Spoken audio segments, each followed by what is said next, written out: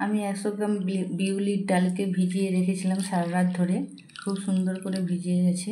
আপনারা চাইলে 6 ঘন্টা দিনেও ভিজে রাখতে পারেন। এবার এই ডালগুলোকে আমি জল থেকে ভালো করে ধুয়ে ছেঁকে নেব।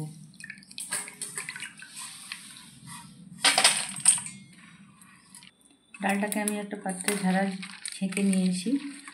এবার এই ডালটাকে আমি মিক্সিতে ভালো করে বেটে নেব। কোনো রকম দানা যেন না থাকে, খুব মিহি করে বাটতে হবে।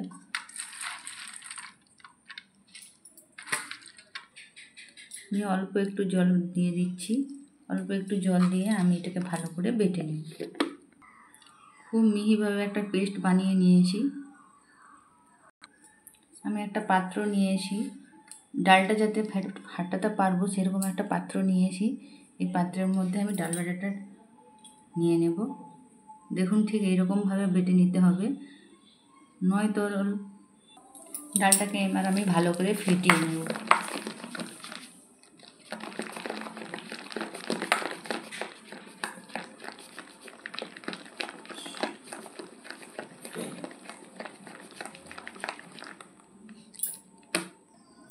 সুন্দরভাবে আমার ফেটানো হয়ে গেছে।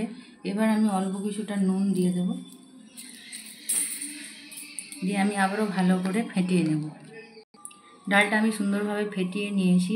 এবার আমি দেখব আমার ডালটা ভালো করে ফেটানো হয়েছে কিনা। আমি একটা বাটিতে জল নিয়ে একটুখানি আমি ডাল ফেটানো দিয়ে দেব। দেখুন কত সুন্দর ভেসে গেছে। এবার গ্যাস জ্বালিয়ে আমি একটা কড়াইতে বেশ কিছুটা তেল নিয়ে নিয়েছি। তেলটা কিন্তু খুব গরম হবে না, হালকা একটু গরম হবে, সেই রকম অবস্থাতে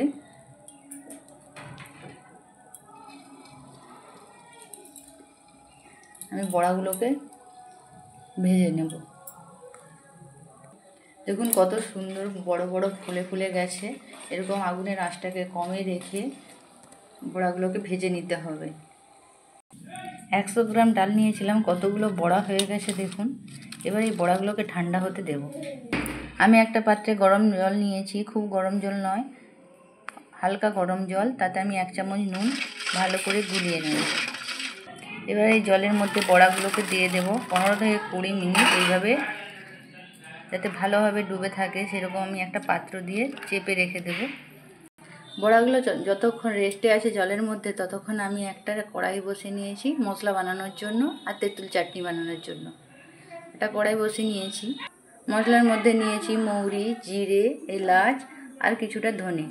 এবার কড়াইতে আমি দিয়ে ভেজে নেব। এই মশলার মধ্যে আমি লঙ্কাও যোগ করব। ভালো করে মশলাগুলোকে ভেজে নেব। মশলাটা ভাজা হয়ে গেছে, এবার গুঁড়ো করে নেব। মশলাটা গুঁড়ো করে নিয়েছি। এবার আমি ওই কড়াইতে তেঁতুল গুলানো জল দিয়ে দেবো। ওই তেঁতুল গুলানো জলের মধ্যে অল্প কিছুটা নুন, লঙ্কার গুঁড়ো, 1 চামচ চিনি।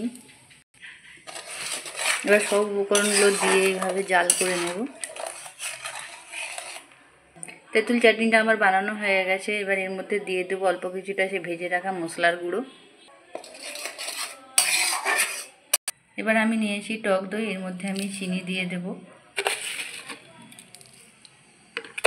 চিনি দিয়ে ভালো করে ফেটিয়ে নেব। চাইলে আপনারা মিক্সিতেও বেটে নিতে পারেন। এবার আমি দেব বড়াগুলো ভিজেছে কিনা। দেখুন কীভাবে ভিজে গেছে, জল সোক করে নিয়েছে। এভাবে হালকা করে আমি চেপে চেপে জল বের করে নেব। আমি প্লেটে কয়েকটা সাজিয়ে নিয়েছি। এবার আমি ফেটিয়ে রাখা দই দিয়ে দেব।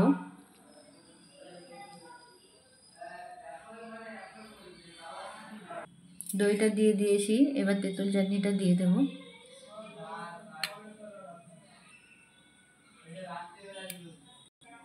দিয়ে দেব টমেটো সস, দিয়ে দেব মশলার গুঁড়ো। এবার উপর দিয়ে ছড়িয়ে দেবো ঝুরি ভাজা।